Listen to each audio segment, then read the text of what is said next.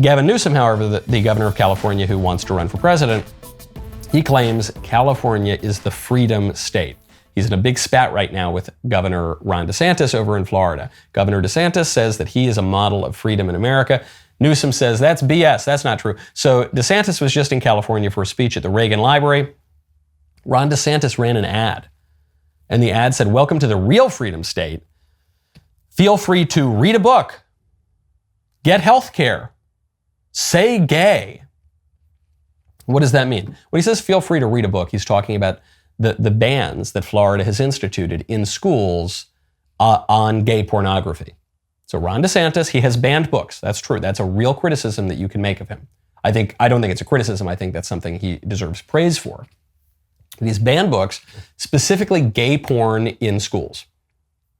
And Gavin Newsom, rather, is saying, well, here in California, you can read gay porn wherever you want. You can read it at the library, you can read it in the elementary schools, you can get all sorts of gay porn you want. Then he says the next example of freedom is you can get health care. The freedom to what? Maybe you get some service from the state, but what happens when the state provides health care? In the places where this is practiced, the quality of the healthcare plummets. Ask anybody from the United Kingdom, ask anybody from Canada. Some people you can't ask in Canada because they've died while they're waiting to get healthcare. And what's the solution to that, by the way? When the supply of healthcare is much smaller than the demand for healthcare in Canada, one, people die waiting to get surgeries, but two, the state encourages people to kill themselves. That's why you're seeing a big push among Canadian politicians for MAID, medical assistance in dying. It's just doctor-assisted suicide. Where you say, oh, you're poor, you're a drain on society, you should probably kill yourself. And it's exploding in Canada. It's not one or two people. It's a huge, huge problem. So that's the freedom to have the state tell you to kill yourself. And then the third one, say gay.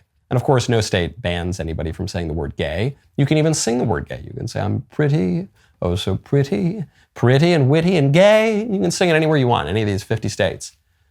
But when they say gay, they mean have 5-year-olds taught about weird gay stuff and transgender and all the rest of it. California, oh, we'll trans your kids in preschool. You've got the freedom. You've got the freedom to tell your kid to chop his genitals off when he's 5 years old. That's freedom, right? Okay, that's a vision of freedom. That is a vision of freedom from the left, and Gavin Newsom is owning it. Ron DeSantis has a different vision of freedom. He was just asked on television by Sean Hannity about Gavin Newsom's claim to be the freedom state, and specifically, they took this in the direction of the fight over illegal immigration. Here's what DeSantis had to say.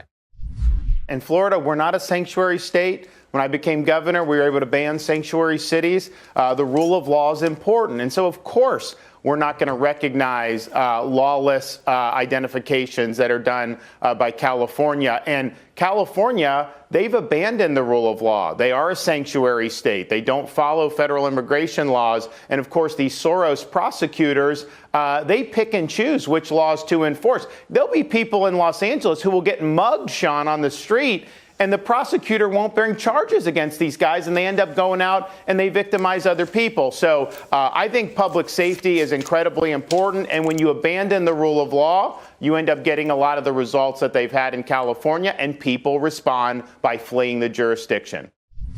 I love this answer from DeSantis, and I know he's speaking specifically here about immigration and then leading that into street crime a little bit, but the answer, I think, suffices for his whole view of freedom, which is that freedom comes within the bounds of law. Gavin Newsom's argument is that true freedom comes from licentiousness. And that's the great debate of our age. There are some people who say the great political debate of our age is between capitalism and socialism. Or the great political debate of our age is between freedom and slavery. I don't know. No. The great political debate of our age is between two polar opposite conceptions of freedom. Is freedom the ability to do whatever you want according to your individual appetites and desires? That's what the left says. Or is freedom the ability to repress some of your desires in favor of an exalted freedom? The freedom to walk down the street without fear of being mugged because people are following the law. the freedom to control your sexual passions or your desire for food or booze or anything else. The freedom to not have to be in a culture infested with drugs. The freedom to say no to those drugs. That involves laws against drugs. Not the freedom to just go into any country willy-nilly, whatever you want, because borders don't exist. No, the freedom to rely on your borders, to know that you have a distinct political community with a citizenry that can govern itself. That higher political kind of freedom. That's the debate. These two guys are right now running the shadow campaign for president.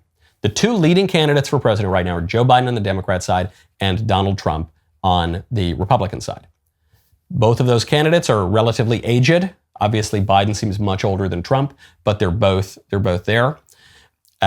If Biden does not run, Gavin Newsom is currently the leading candidate to replace him. Kamala's going nowhere. Buttigieg is a joke. So Newsom is the top runner. And DeSantis, as you can see, according to all of the polls, is the number 2 guy in the GOP field. So the race will still probably be Trump versus Biden. At least that's what the polls show right now. But if it's not, you could have a very honest debate between two young candidates, both governors of their own states. You can look at the record in those states. You can look at which way the moving vans are going. You can look at where people are flourishing. You can look at where the economy is doing well, where social life is doing well, where families are growing. Which conception of freedom do you want to live under? Do you want to just do whatever you want? George Bernard Shaw, I think it was Shaw, described hell as the place where you have nothing to do but amuse yourself. Well, that's California. Read whatever gay porn you want. Do whatever drugs you want. Defecate on whatever sidewalk you want to. Or is freedom the ability to live a flourishing life? The right to do what you ought to do, in the words of Lord Acton. It's a good debate. It's an honest debate to have. I don't even blame Newsom. He's honest about his view. His view just happens to be hideous. California is proposing a plan for reparations for slavery. You've heard these ideas floated on the far left fringes in recent decades.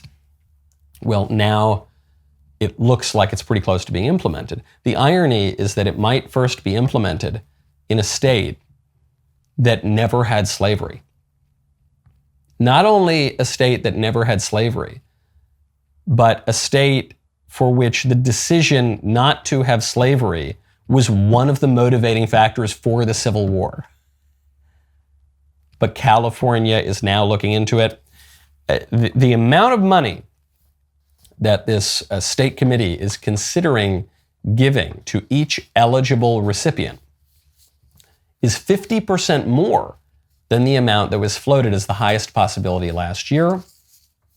If you are fortunate enough to be a black person in the state of California, you might soon find yourself the recipient of $360,000, all because one of your ancestors maybe was a slave somewhere other than California, all paid for by the California taxpayers today. People who came here or whose ancestors very likely came here long after slavery existed, people whose ancestors did not practice slavery, even if they were some of the original Californians, they will pay you $360,000. And by the way, the number could be a lot higher depending on what city you are in.